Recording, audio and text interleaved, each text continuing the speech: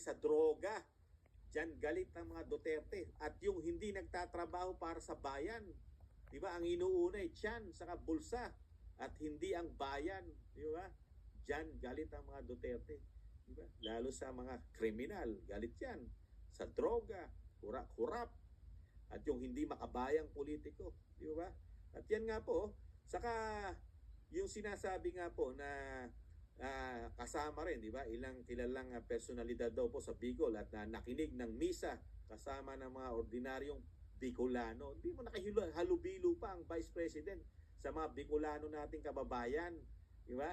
Hindi siya yung tipong hindi po siya yung tipong politiko na napaka-special, na napakahirap lapitan, di ba? Napakaraming Howie boy. Ang daming bodyguard na talaga sasalagin ka bago mo malapitan, di ba? Ito talagang nakikihalubilo, mga tambay.